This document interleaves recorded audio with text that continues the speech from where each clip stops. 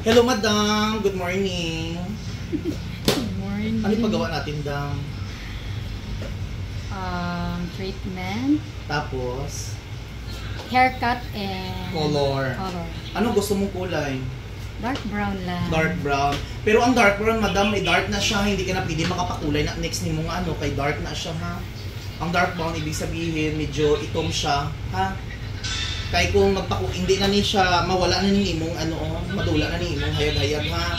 Tapos next ni mo nga pakulay, hindi na matabla ng kulay sa imong buhok. Kaya tungod nga nagpa-dark ka na, ha? Aware ka. Pero ang dark ay matanggal dyan na siya ang imong puti. No, so mag-dark na siya. Tapos sa next ni mo nga kulay, kung gusto ni mo nga kulay, mahirapan ka na magpakulay. Gusto din nga kulay ako medium? Medium ni siya, mga medium blonde, ano siya.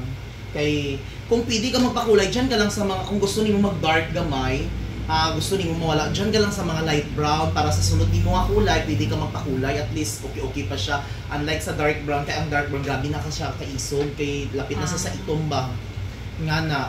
Kaya kung kung magpa-dark brown ka, matakpan jud siya, tapos dark ayos siya. Sunod imong pakulay basi next na pud dali lang nimo makita imong puti kay itong imong buhok, no. So imong buhaton, pero may plano ka pa next nga basi magpakulay ka pa hayag, no. So hindi ka ni mag-ano lang, ang ikulay ng naton is mga light brown na lang ka, mga medium brown, at least hindi gid siya as in dark ang imong buhok, no. Para bongga-bongga. So amo na lang to tong package nga gihatag ko sa imo, ha. Ha? Para maano. How about your haircut? Asang hanggang saan? 1 inch lang. 1 inch lang? Okay. How about dito? Slash mo? Oh, yeah. Slash mo gamay? Okay. So, ayan. Ready ka na, madami. Prepare ko lang yung ano. Dagad ka puti mo. Ano last ni mo nga? Ano? Dugay ka na may kapaayos? Ribbon ni siya? Hindi. Wala ka try ribbon? Very long time ago na. Okay. So, ayan. Yosin natin. Ready na. I-prepare natin mga kalugi. Madam, tapos na madam. Oh. Hindi siya dark, no? So, okay lang? Sobra pa sa okay. Correct, dapat lang. Lang 3 days, hindi mo siya liguan, ha? Wala na whitey hair mo. At least, pwede ka pang makapakulay next month, sunod bulan. Kaya yung ang gigamit nato ni siya kay light brown lang nato. At least brown pa siya.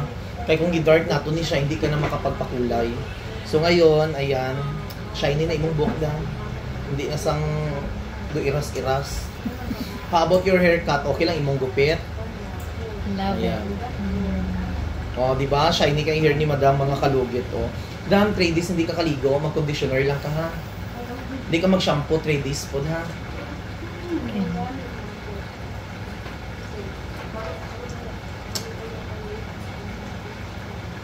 Dito na ito sa likod. So, ayan ang hair ni madam, mga kalugit.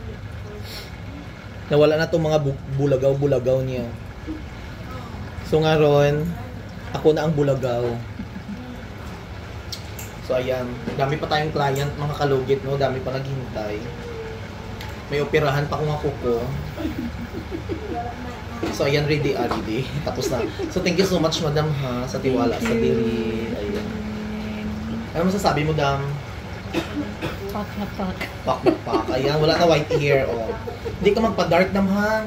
Kaya in case emergency, kaya kung gusto niyo magpahayag, at least, madutlan pa sa sangkulay. Kaya kung dark na siya, hindi na madutlan doon. Ari, at least, pwede pa ni maghayag pa manipila ka days, ha?